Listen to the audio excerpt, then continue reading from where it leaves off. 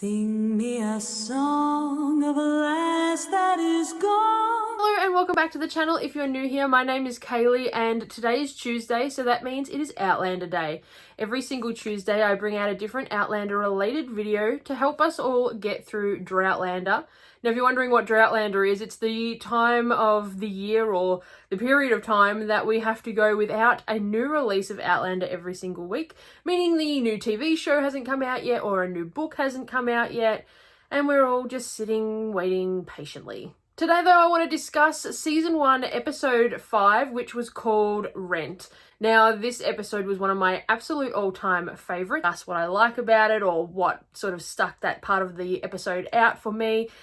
So I do definitely listen and read the comments, and I'm sorry that some of you have not been impressed with the way that I have done it or my accent or anything like that. It does make me feel like a bit of a Sassenach being an Australian Outlander fan and doing these videos, having a lot of sort of American comments on the last video that were just ripping my accent apart. So I'm terribly sorry, but I can't do much about that.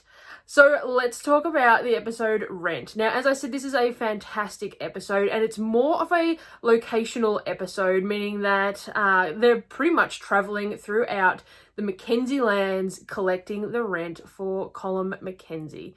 Now, this episode has some amazing songs, some amazing scenery, and we definitely get to dive deep into some of the characters' sort of situations in regards to what's happening in that time of history, and also their relationship with Claire and how it evolves. So right from the start of this episode, we see Claire's medicinal skills coming into play when she's helping Ned Gowan with his asthma, but we also see that Claire is definitely situated away from the group of guys. So obviously they don't trust her, they don't know what she's up to, and they most certainly make it obvious that they're excluding her by talking in Gaelic, and just, you know, Claire is obviously feeling it. She makes note of it, that, you know, they're excluding her, and she feels very, very alone.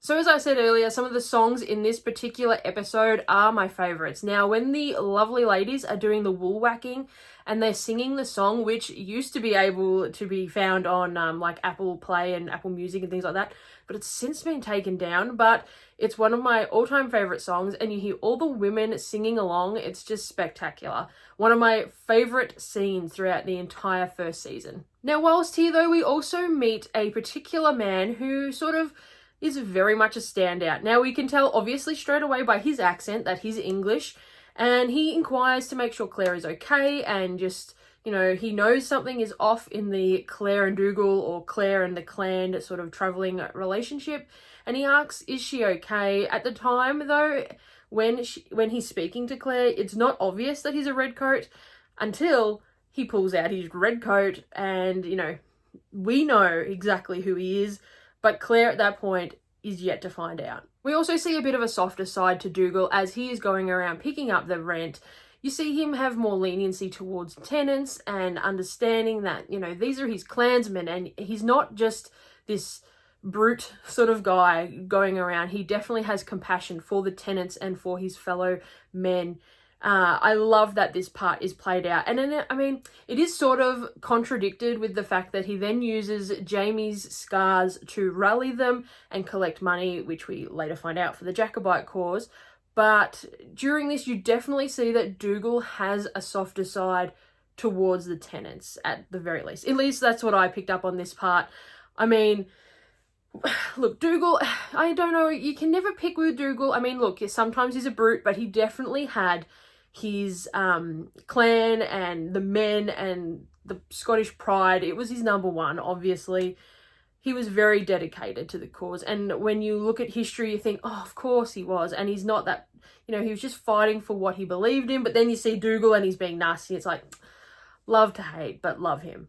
Dougal is such a complex character. I love it. Of course, during the Dougal scenes, we then get an amazing flashback, which has Claire, Frank, and Reverend Wakefield, and it sort of explains exactly what Dougal and the men are doing and how they're now collecting the money for the Jacobite cause.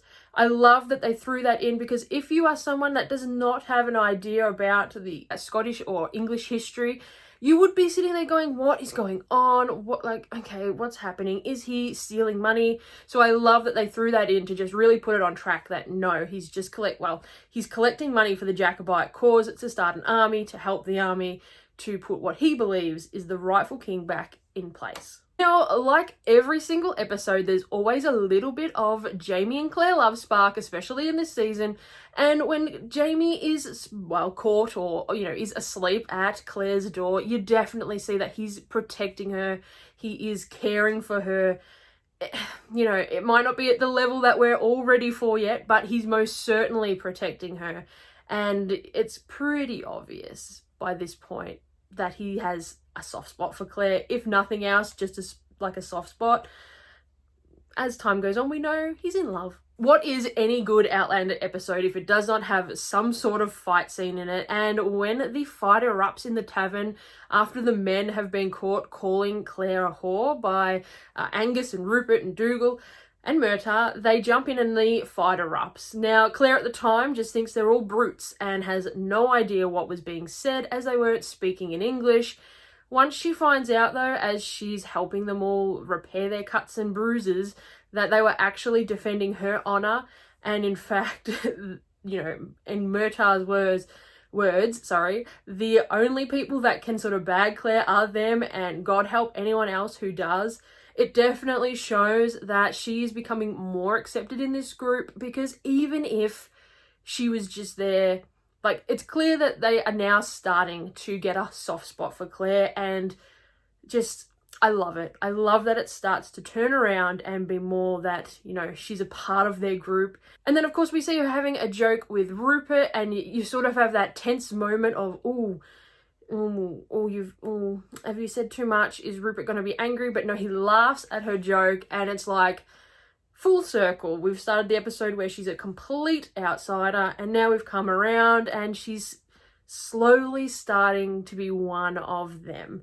I absolutely loved that. But the very ending of this episode, when Dougal and Claire are talking by the stream, this blew my mind. So obviously we all remember Mr. Redcoat Man back at the start. Well, his name was actually Lieutenant Jeremy Foster, and he had followed along with a band of very, very redcoat men and found them, and was now going to make sure that Claire was in fact okay. Having surrounded Dougal and Claire at the stream, our closing part of this episode is asking if Claire is actually okay, and if she is there of her own free will. Bum, bum, bum, bum. Screen goes black, and we must now wait for the next episode. This was one of the ones that I was like, oh, come on, what? Is she going to say, yes, help me? Is she going to be like, come on? I mean, we know I'm a book reader, so I was a bit ahead. But when you're when you're invested into a TV show and you don't know if they're going to change things, I was like, ooh, maybe they're going to shake it up. Here we go, it's happening.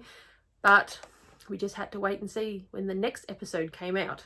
So what did you think of the episode Rent? Did it tick all your boxes, or was it more of a filler episode and it was just sort of, yeah, it was okay. I again say I absolutely loved the songs in this one, and the costuming, as always. I mean, that isn't every episode, just that'll come up every episode, the songs and the costumes. But what did you think? What was your favourite part of this episode? If you haven't hit that subscribe button yet, please consider doing so. I do bring out a new Outlander video every single Tuesday. I hope you have enjoyed today's episode. So I'll hopefully see you next Tuesday for another Outlander episode. Have a great week. Stay safe, everybody, and I'll see you next Tuesday.